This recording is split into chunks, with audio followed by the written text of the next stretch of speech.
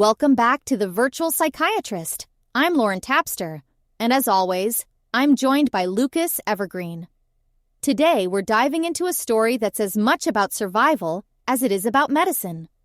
The story of our podcast founder, Dr. Muhamad Aly Rifai's journey from childhood trauma in war-torn Aleppo to the legal trenches of the U.S. justice system. Lucas, I have to say, reading about Dr. Rifai's early years, witnessing violence as a child, then later facing the terror of a federal indictment as a physician, it's hard not to feel the weight of that history. Yeah, Lauren. It's a heck of a journey. I mean, the guy survives bullets as a kid. Then decades later, he's got the government at his door, treating him like a criminal for doing his job. It's wild. And it's not just him. Look at Dr. Pramila Ganji. She was a beloved family doc, thrown in prison for something she didn't do, only to be exonerated after almost a year behind bars. That kind of accusation, it doesn't just ruin your career. It sticks to your name forever. Exactly. And the way these prosecutions transform trusted doctors into suspects, it's like the system forgets the human being behind the white coat. Even after exoneration, the scars don't heal. Dr. Ganji never went back to medicine. Her story, and Dr. Rifai's, really set the stage for what we're talking about today.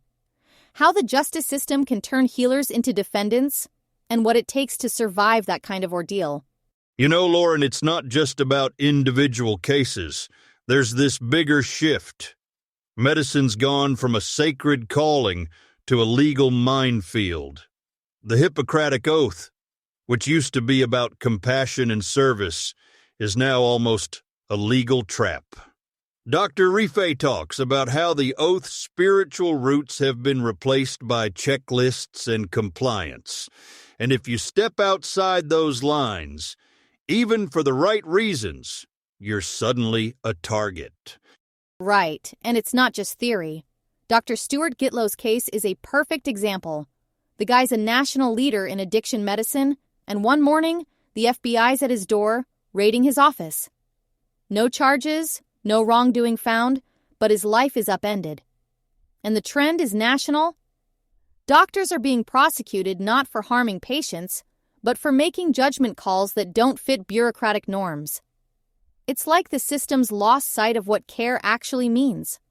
And it's not just the U.S. either. The spiritual and ethical intentions that used to guide medicine, those are getting squeezed out everywhere by bureaucracy and suspicion.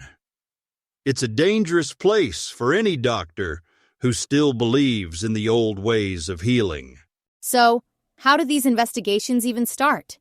It's not always some big conspiracy.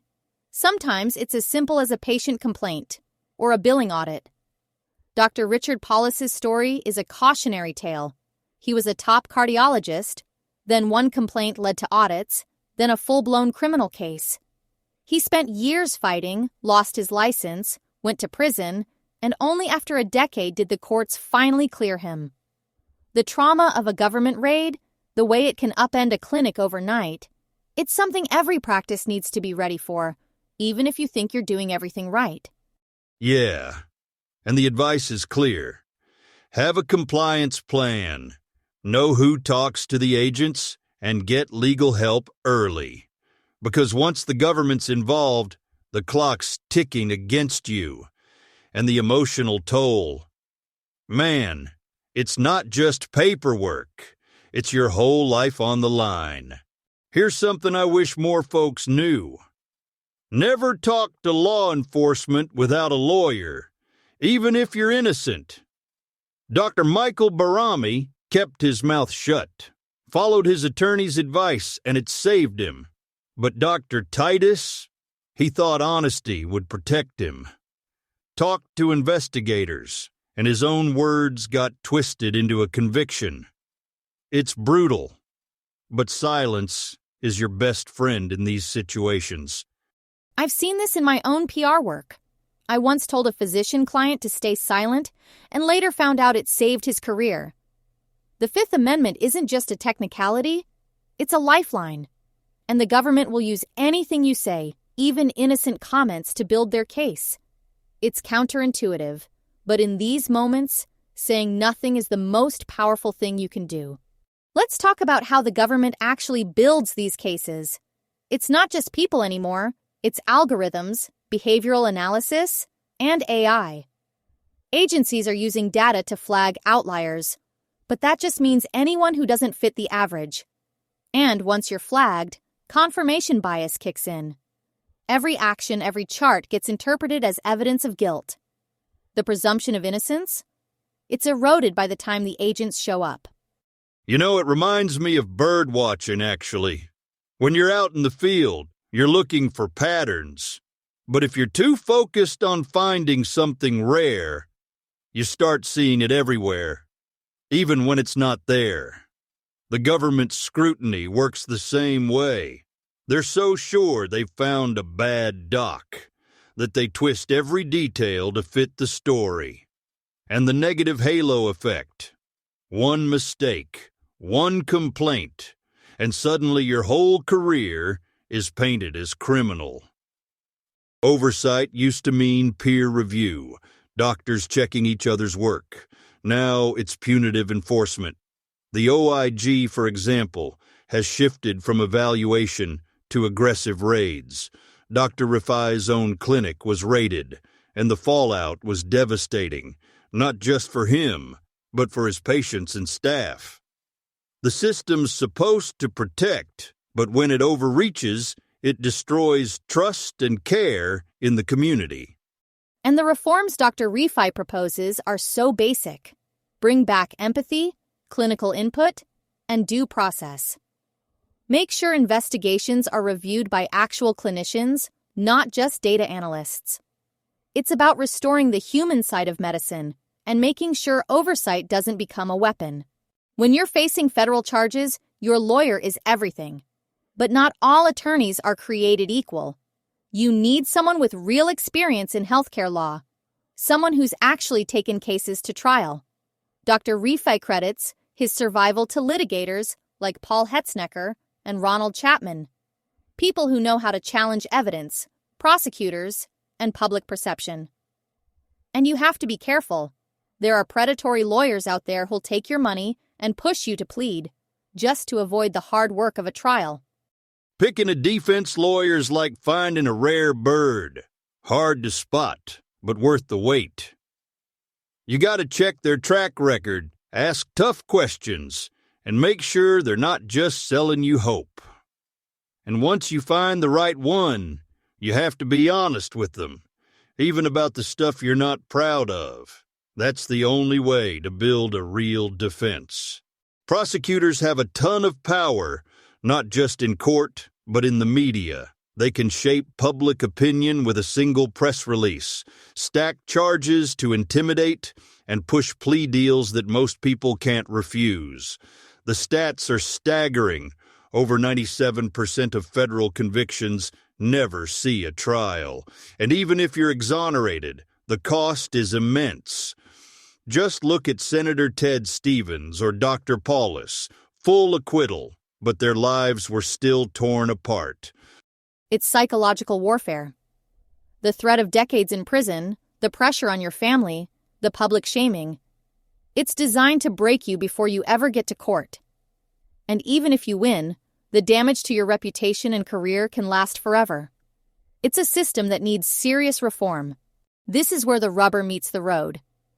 Do you take a plea, or do you fight? The trial penalty is real.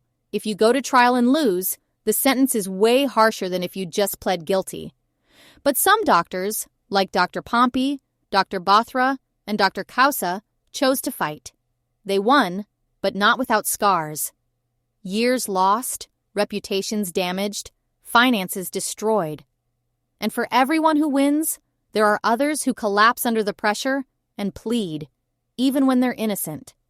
I've seen families in my telehealth work just overwhelmed by the pressure to plead. It's not just the doctor on trial, it's their whole support system. The lesson is, if you're going to fight, You need a tribe behind you, and you need to be ready for the long haul. But sometimes standing up is the only way to reclaim your dignity. Life after acquittal isn't a fairy tale. There's emotional, professional, and spiritual recovery that has to happen. Some, like Dr. Charles Zyman, don't survive the ordeal. He took his own life after being acquitted, unable to rebuild. But others find new purpose in advocacy and reform.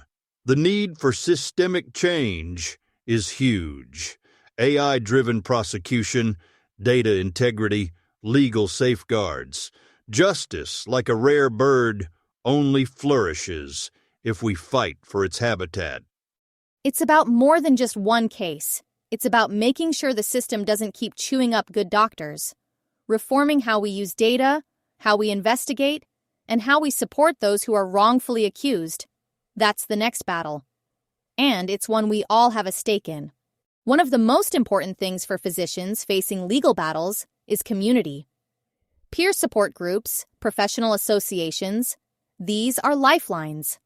They foster resilience, share knowledge, and help doctors navigate the legal minefield. And they're also key to advocating for policy reforms that protect against wrongful investigations and prosecutorial overreach. Yeah, and ongoing education is huge.